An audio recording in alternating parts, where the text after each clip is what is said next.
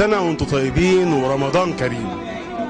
النهارده عايزين نتكلم على حاجة يعني بتتعبنا قوي كل رمضان. ناس بتتأخر في شغلها وتيجي قبل الفطار بساعتين تلاقي العربيات متكدسة، لأن مصر كلها عايزة تروح تفطر في بيتها. كل واحد يقول لك أنا عايز اللمة، أنا عايز أفطر في وسط عيالي. طبعا الدنيا بتبقى حر وعطش وعرق ومشكله، والناس ما بتبقاش طايقه بعضها والعربيات ما بتبقاش طايقه بعضها، كله عايز يوصل لبيته في وقت واحد، فبتبقى مشكله جدا. محدش عايز يتنازل انه خلاص ايه المشكله يا جماعه، انا ما لحقتش الفطار، هنزل افطر بلحه، هنزل افطر كوبايه شويه ميه، اكل سندوتش واروح بيتنا وخلاص، ايه المشكله يعني؟ واروح في الفطار ساعه الدنيا وما تكون رايقه كده، هتبقى مشكله. ايه المشكله في ده؟ انما يقول لك لا ده احنا اللمه حلوه، مع ان يعني انا في اعتقادي وهننزل نسال الناس ان الناس مش بتتلم، لان فعلا كل واحد بيتلم بياكل، انما اللي شغال على السوشيال ميديا، اللي عنده شغل، اللي عايز يروح ينام، اللي عايش مع نفسه، مشاغل الحياه ملهياه. يعني احنا الحكاوي واللمه بتاعت زمان ما بقتش موجوده، ان احنا نسمع بعضنا ما بقتش موجوده. ما تيجي السنه دي تبقى سنه نتلم فيها بحقيقي، نسمع بعض. لو وصلنا على الفطار خير وبركه وقعدنا مع اهالينا جميل، لو ما قدرناش مفيش مشكله، ما نزعلش، يبقى في جبنا باكو بسكويت، نشرب كوبايه ميه من اي حته وتتقضى وتبقى الحياه جميله لذيذه. وشهر رمضان معروف بالبركه والناس كلها بتفرق، يعني اللي فرق بلح بيفرق عصائر، يعني الخير كتير جدا في رمضان وعمره ما يتقطع. اوعوا تصدقوا ان حاجه مهما كانت حالات اقتصاديه ولا حاجه اقتصاديه ولا غلا ممكن تاثر على الخير اللي في مصر. مصر هتفضل طول عمرها خير. واقروا التاريخ لو مش مصدقين، تعالوا ننزل نشوف الناس وموضوع الزحمه معاهم دي شكلها ايه. يلا بينا.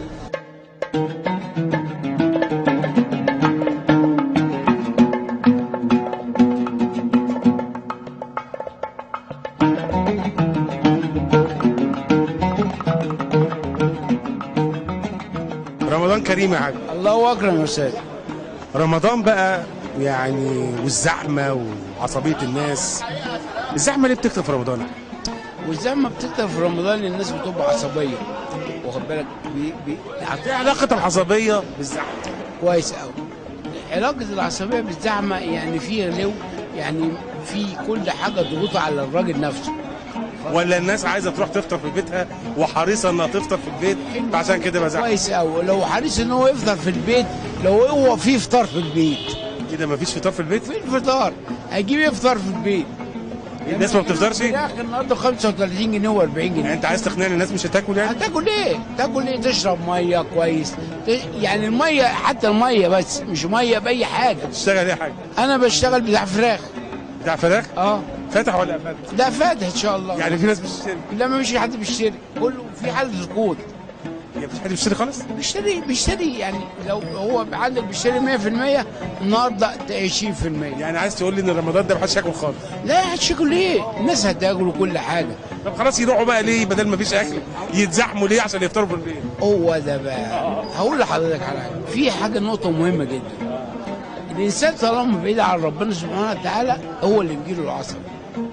لا احنا عايزين نقول الزحمه ولا اي حاجه ولا عصبيه. الانسان يكون ريلاكس كده، يعني يكون مع الله سبحانه وتعالى، يكون مع ربنا ويبص لربنا سبحانه وتعالى عشان ربنا يهديه. ونعم بالله. بس انا الوقت اللي الواحد بيحب يخرج فيه هو وقت الفطار، بيبقى هادي والدنيا رايقه واخر تمام. انما قبل وقت الفطار، ساعة الفطار. طب والطبخ تعمل ايه؟ يبقى الدنيا هاديه. يعني انت هتمشي والناس بتفطر؟ انت بتقول مش الناس مش تفطر في الوضع خلاص عشان ما فيش اكل؟ ما فيش اكل عشان الغلو اللي احنا فيه. يعني معنى ذلك هنلاقي ساعه الفطار زحمه؟ يعني ساعة الفطار هتبقى زحمه والضغوط زحمه والضغوط على الانسان. طب تراهن ان هيبقى ساعه الفطار مفيش حد عشان الناس بتفطر في بيتها؟ ليه الناس هتموت؟ عمر مصر ما جاعت. والله عمرها ما تجوع ان شاء الله بامر الله. ومهما لو كانت الغلو 10 مرات هيبقى في خير في البلد. في نقطه مهمه جدا فعلا، الانسان المصري يعني ربنا سبحانه وتعالى حافظه، ان الانسان دوت ربنا بيكرمه، واخد بالك ان يعني بيحاول يتأقلم. تعرف ان مصر ديت في وقت الجفاف ايام سيدنا موسى اكلت العالم كله؟ الله. مصر دي عمرها ما تجوع.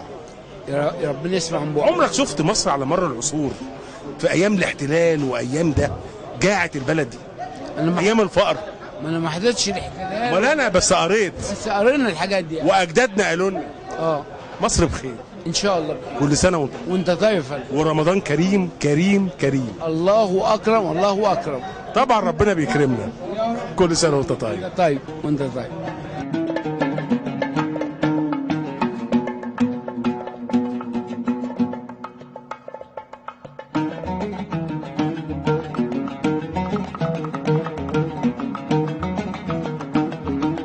السلام عليكم. وعليكم السلام ورحمة الله وبركاته. رمضان كريم. الله أكرم. شغال ولا طالب؟ شغال شركة مقاولات. بتروح الساعة كام بقى وتمشي الساعة كام؟ بروح الساعة 9 بمشي الساعة 3. ده مواعيد رمضان؟ دي المواعيد الرمضانية. الساعة 3. الساعة 3 يعني تلحق الفطار في البيت. إن شاء الله. بتلاقي زحمة بقى في الوقت ده ولا صعب؟ لا ما بيبقاش في زحمة، لسه بتبقى الزحمة قبل الفطار بساعة. قبل الفطار بساعة؟ هي دي بتبقى الزحمة. هي دي بتبقى الزحمة. انما الساعة 3 زي الفل. لا بتبقى لسه الدنيا حلوة وهادية. والناس اللي قبل الفطار بساعة دول بتبقى الدنيا زحمة، ما يقعدوا في الشارع يفطروا يجرى ايه؟ لا طبعا رمضان معروف باللمة يا سيدي حبكت ان انا اتأخرت وخير رمضان ما شوية مية كده وبسكويتاية وعقبال ما اروح والدنيا تبقى زي الفل ومفيش زحمة، كأنه يوم عادي هيجرى ايه يعني؟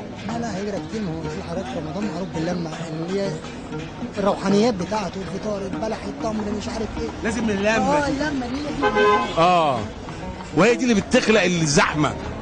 لا هي مش بتخلق زحمه، احنا عندنا بس المشكله للاسف ان احنا عندنا مواعيد العمل كلها يمكن بتلاقي يعني كله عايز يحضر اللمة ويقعد مع عيلته ومش عارف ايه، فبيحصل تكدس بقى. بتلاقي مواعيد العمل كلها بتخرج في ميعاد واحد، يعني تلاقي الحكومه كلها بتخرج الساعه 2 والقطاع الخاص كله الساعه 3. بيعمل تكدس كبير في الشارع، وفي رمضان كله عايز يروح عشان يلحق الفطار مع اسرته مع بيته مع اهله، هو اللي بيخلق التكدس. المشكلة دي مشكله طبعا، عشان بتحصل مشاكل وحاجات كتير في الشارع، والحمد لله والناس عصبيه وبتحصل مشكله وعربيات بتخش ببعض وشغلانه يعني. والحمد لله. بس روحانيات رمضان بتعدي ده كله، والعصبيه والكلام ده كله بتخلص في رمضان كريم. لو حبكت ان انت اتاخرت في رمضان كده قبل الفطار بساعه ولقيت زحمه، ممكن تقول لا انا مش هروح البيت دلوقتي وهفطر في الشارع؟ لا طبعا بجاسف وبروح. انا بعمل. لا انا ما اعرفش، المدام مش هتفطرني تاني في البيت. المدام هي المشكله، المدام ربنا يخليها لك. ورمضان كريم. الله اكبر، كل سنه وانتم طيبين والشعب المصري وانت طيب.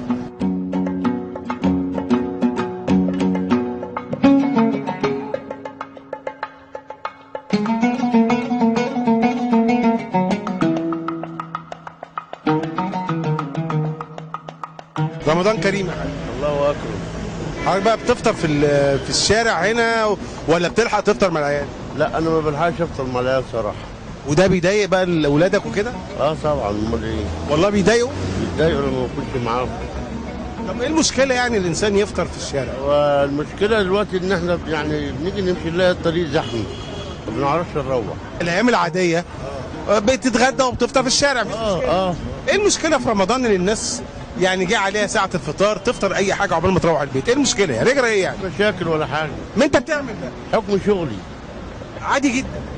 وفي ناس بتجري وتلاقي زحمه ومهرجانات وناس بتضرب بعض. اخلص بس عشان ايه معلومك ده، وبتحصل حوادث. أيوة. مش كده؟ صح. عشان تفطر.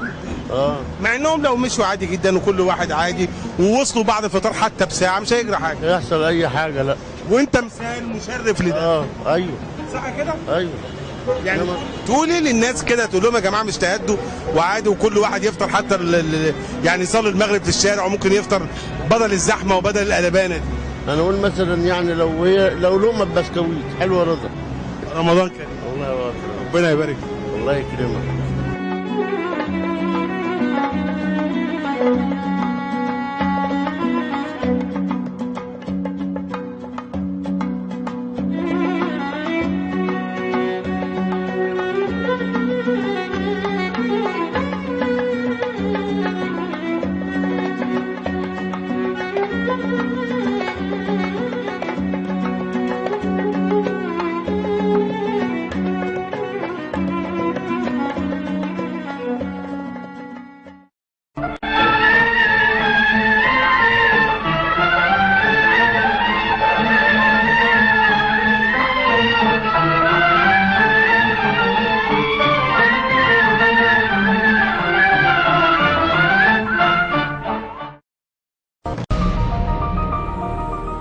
أخي المزارع، عند رعاية أشجار الموالح خلال شهر يونيو يتوجب الاهتمام بالتوصيات الزراعية التالية: الاهتمام بالري للحفاظ على العقد وتجنب الري خلال الظهيرة عند اشتداد الحرارة، متابعة الإصابة بالمن والتربس ودودة القطن ومكافحتها حسب برنامج المكافحة، مقاومة الحشائش باليد أو التقليع أو باستخدام المبيد المناسب. يتم خف ثمار اليوسفي للأشجار الغزيرة لتنظيم عملية الإثمار للحد من التأثير الضار لظاهرة تبادل الحمل، مع ملاحظة أن الخف اليدوي أفضل من الكيماوي. رش الأشجار لمقاومة لفحة الشمس في الأسبوع الأول من الشهر.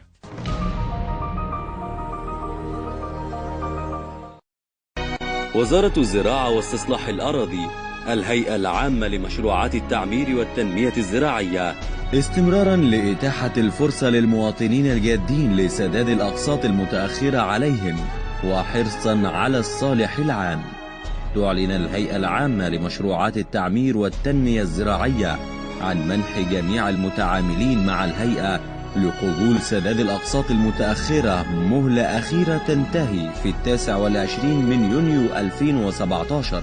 وتهيب الهيئة بالسادة المتعاملين سرعة سداد الأقساط المستحقة والاستفادة من المهلة الأخيرة الممنوحة لقبول سداد الأقساط المتأخرة، وفي حالة عدم السداد خلال المهلة يتم تطبيق أحكام القانون ولائحته التنفيذية.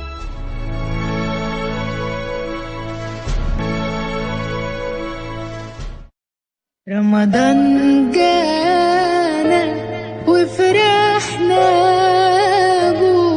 بعد غيابه وبقاله زمان، غنوا قولوا شهر الطول وغنوا قولوا أهلا رمضان، رمضان جانا أهلا رمضان، رمضان جانا أهلا رمضان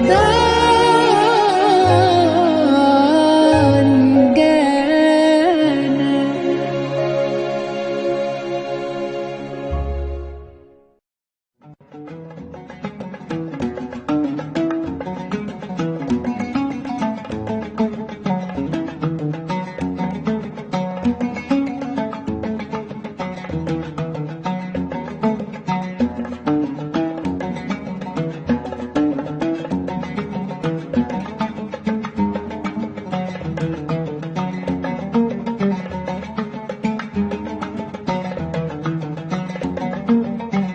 كل سنه وانت طيب. شغال ايه بقى؟ شغال موظف. موظف فين؟ شركة استشارات هندسية. شركه استشارات هندسية. جميل جدا. يعني بتروح الساعه كام بقى في رمضان؟ بتاخروا ساعه مش كده؟ لا بنروح الساعة 9 في ميعادنا عادي وبنمشي بدري ساعتين. تمشوا بدري ساعتين؟ ده في ناس بيقول لك لا بيبدروها ساعه، يعني بدل التسعه يبقى 10 ويمشوا بدري برضه. لا هي مواعيد ثابتة من 9 بدل 5 ونص بنمشي 3. بدل 5 ونص تمشي 3 عشان تروح تفطر في بيتكم. تمام. بتلاقي زحمه بقى. طبعا المواصلات بتبقى زحمة في جدا. رمضان بيبقى زحمه زحمه زحمه. كله بيبقى عاوز يمشي يروح يلحق البيت في الفطار ويلحق لمة العيلة يعني. وايه المشكله انك تروح 9 وتمشي 5 عادي وتعملوا غدوه في البتاع، كوبايه شاي يعني حته بسكويته؟ أكيد لا، في يوم برضه نعمل فطار مجمع في الشغل. لا غير الفطار المجمع. يعني انا مثلا اهو الدنيا زحمه والساعه 5 اجيب كوبايه شاي، اجيب سندوتش حاجه اكلها، وبعد كده الدنيا تبقى رايقه اروح البيت، ايام عادي يعني. معروف بلمة العيلة، لازم لمة العيلة كلنا نتجمع على الفطار، والكبار حتى المتجوز بيجي، اللي مش متجوز قرايبنا اخواتنا لا كله لازم يجي يتجمع. تفتكر انها لمه؟ طبعا لما كل واحد بياكل واخد باله توكل على الله على النت. لازم نقعد ونتفرج ونتابع المسلسلات وبرامج الكوميديا والتوك شو، لازم. وانتوا بتتابعوا اهو المسلسلات يعني مفيش لمه، كل واحد بقى. ومتوش نتفرج ونتجمع ونحكي. يعني رمضان بتسبب بالمسلسلات والقوة برضه والصحاب، لازم نقعد ننزل نتفرج على دورة رمضانية وعلى الكورة قبل الفطار، لازم في حاجات كده طقوس لازم نتعود. وسهرات بقى لغاية الصبح. سهرات ولعب الكورة. والزحمة دي حلها ايه؟ الحل اللي هو مواعيد العمل بتختلف من اوقات لاوقات، مثلا كله عارف اللي هو عاوز يلحق الفطار في البيت. مشكلة جامدة. مشكلة طبعا. انا شخصيا بفطر. بس حابين الزحمة والله؟ اول واحد يقول لي انا حابب الزحمة. لا بيبقى ليها طعم. الزحمه بلا طعم. من غير مشاكل، لان رمضان بيبقى هادي، الناس ايمان من ربنا اكتر، بيبقى في يا راجل ده العصبيه بتزيد في رمضان. مفيش حد صايم ويعرف ربنا وهيصلي والحاجات دي كلها بيبقى فيها عصبيه. بيبقى فيها عصبيه بس برياكشنات حلوه برضه. كل سنه وانت طيب، رمضان كريم. ناس بتضحك. بيعدي ناس بتضحك. ما شفتهمش؟ لا في منهم والله، لسه وريهم لي. لسه البلد فيها خير كتير يعني. طب كل سنه وانت طيب. وانت طيب. رمضان كريم. الله اكبر.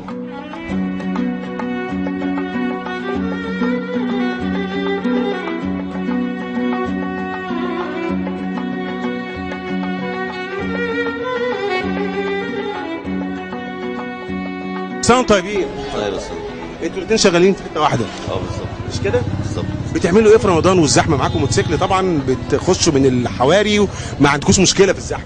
لا هو مش بيخش من الحواري، كده بتبقى الطريق مقفول فبنستنى اما الطريق. بس الموتوسيكل بيطلع بقى باللي فوق العربيات وبيطلع فوق السلالم وفوق الرصيفه وبيعدي يعني. مش للدرجه.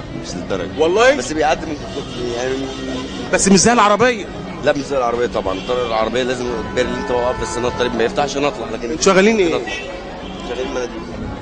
ما شاء الله. يعني ممكن تقعدوا تفطروا في الشارع وممكن تفطروا في اي حته. ممكن، بس دايما بيبقى قبل الفطار الواحد بيحب يسرع نفسه عشان يلحق يفطر في قلب البيت مع اسرته. انما لو اتاخرت مع عميل ولا حاجه ممكن تفطر في الشارع مفيش مشكله. اساسي. مش كده؟ طبعا. ولا انت تحب اللمه؟ انت اسمر وتحب اللمه؟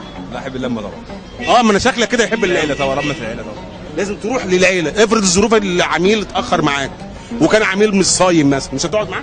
لا نقعد معاه. مش كده؟ نقعد الشغل ما دام في شغل لازم نقعد. وتنزلوا انتوا الاثنين اصحاب تقعدوا على قهوه تفطروا بسكويت بتاع. ممنوع عندنا الكلام ده في شغلنا احنا، لكن في ناس تاني ماشي، لكن احنا ممنوع. ممنوع تفطر على في الشارع؟ لا في الفطار عندي مسموح. لو انا كملت في شغلي الشغل اللي انا فيه بيجيب لي وجبه اللي انا افطر في قلب المكان. انتوا زي الفل، وكل سنه وانتوا طيبين ورمضان كريم.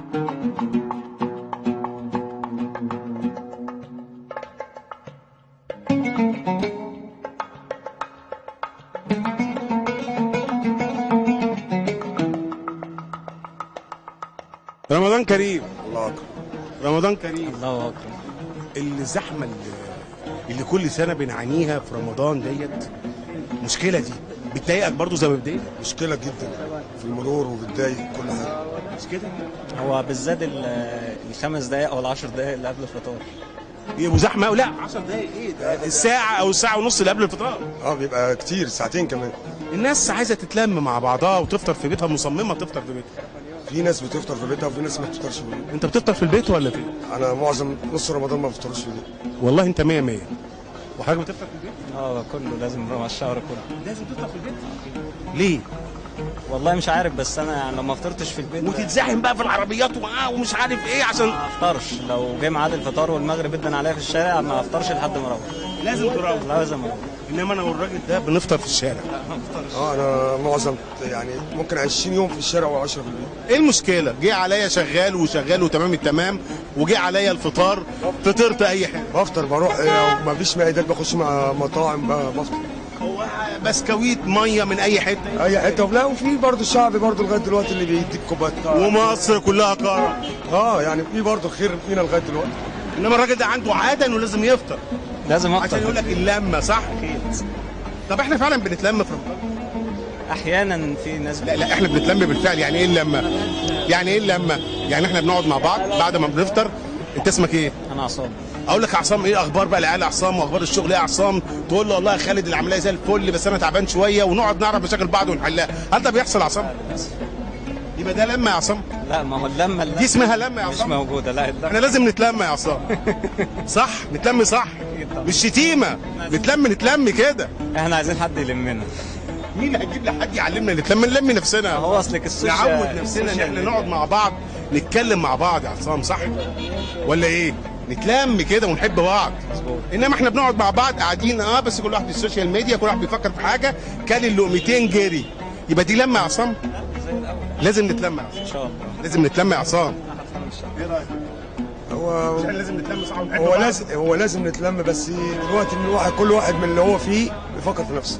كل سنه وانت طيب ورمضان كريم. الله أكبر. وهنتلم كلنا على الخير باذن الله. صح؟ السلام عليكم.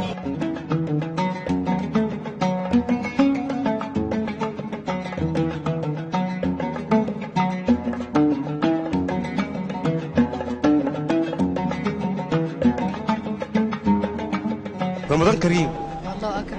حضرتك بقى ست عامله ولا قاعده في البيت؟ لا انا عامله بدرس ماجستير وبرضه بشتغل. ما شاء الله. وحضرتك متزوجه؟ لا مش متزوجه. انما طبعا في البيت في رمضان اكيد بتشاركي في عمايل الفطار. مش كتير عشان ابقى صريحه. بس ماما بقى. طبعا. طبعا بدل ليكي ماما يبقى خلاص هي اللي بتعمل كل حاجه. وهي قاعده في البيت بقى ماما طبعا مش عامله. اكيد لا قاعده في البيت ربة منزل. بس نتكلم على الزحمه، وانت طبعا بتعملي ماجستير وبتنزلي الحياه العمليه، بتلاقي كده ساعات تتاخري في الكليه في المكتبه فهتروحي قبل الفطار بساعه فبتلاقي زحمه رهيبه. فكرت انك تفطري في الشارع؟ فكرت احيانا كنت بفطر في الشارع بس مش تبقى زي اللمه في البيت. تفطري ايه؟ ببقى افطر في اي محلات مثلا بتكون محلات يعني او مطاعم او ممكن سندوتشات. يعني انا جربت كل ممكن بسكويت بالظبط. وفي عاده كويسه قوي في المصريين ان هم واحنا ماشيين بيدونا حاجات والحياه حلوه وتلاقي المواصلات بعد كده سهله وبتروحي عادي. بس مش عارفه ليه قبل الفطار بالذات بيبقى فيه زحمه جامده جدا. الناس يقول لك انا عايز اقعد مع العيله وعايز افطر مع العيله، عاده متاصله اللمه، مع انهم ما بيتلموش. ده بعد ما بياكلوا كل واحد بيجري صح. السوشيال ميديا دمرت ويبقوا قاعدين على السوشيال ميديا وحاجات كده يقول لك لمه ايه؟ هو في لمه زي زمان؟ لا ما بقاش في لمه زي زمان خالص. وحتى لو قعدوا بيتفرجوا على المسلسلات ويتفرجوا على الحاجات دي بيكونوا ملمومين لكن كل واحد عقله في مكان تاني فتحس ان هم مش بيتكلموا مش بيتواصلوا مع بعض ما فيش اي. انما فضلت العاده موجوده ان احنا لازم نقعد مع بعض بالظبط مع اننا ما بنقعدش مع بعض. بالظبط افكارنا كل واحد بيبقى معاه كل واحد عقله في حته مش كده. مظبوط. عايزين نغير العاده دي بقى، نقول يا جماعه رمضان ده يبقى زي اي يوم عادي. النهارده لغايه 5 لغايه 6 لغايه 7 انا بشتغل، هفطر اي حاجه وهاجي في البيت كل واحد وقته زي الغدا. يعني دلوقتي العاده بتاعت ان احنا نتلم على الغدا دي تقريبا انقرضت صح؟ للاسف. ولا لسه موجوده؟ لا للاسف كل واحد بيجي في يعني كل واحد بيجي في ميعاد غير التاني فبيضطر ياكل لوحده. او زي ما انا قلت لحضرتك هو للاسف دلوقتي السوشيال ميديا الفيسبوك بقى يعني شغل كل واحد. ممكن انا في اوضه واخويا في اوضه اطلب منه على الفيسبوك ان هو يجيب لي مثلا كوبايه ميه او يجيب لي اي حاجه. دي حقيقه على فكره، دي حقيقه علشان نبقى واقعيين. للاسف احنا ممكن نسيب السوشيال ميديا، ممكن نقفل الموبايلاتنا لما نقعد مع بعض، نخصص وقت لنفسنا. يعني او مثلا في الواتساب كده يا ماما انا في الشارع ومش هاجي على الفطار، يا بابا لا انا هفطر بسكويت دلوقتي اجي لكم ما تعملوش حسابي، والحياه تبقى لذيذه وجميله صح؟ وانا ماشي واحد مدياني شويه بلحتين كده اكلتهم، اداني كوبايه ميه بلعتهم. الافضل اللمه وتكون فعلا احنا اتفقنا ما بنتلمش. نحاول نلم نفسنا. لازم يا جماعه نلم نفسنا، لازم نلم نفسنا اللي احنا ما بنتلمش. مش كده هي اللي بتقول مش انا. لا احنا هي اللي بتقول مش انا. احنا بنتلم بس ايه مش بنتلم. بالظبط صح. كل سنه وانت طيب. وحضرتك طيب. رمضان كريم. والله اكرم.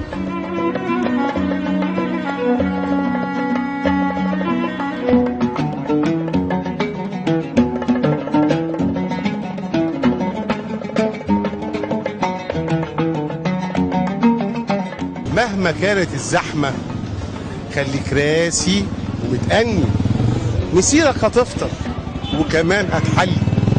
صحيح ساعة الفطار في البيت ما تتعوضش، واللمة مع أهالينا ما تتقدرش، لكن لو وصلنا متأخر حبتين بعد الفطار الأكل ما هيخلص. كل سنة وانتم طيبين، رمضان كريم.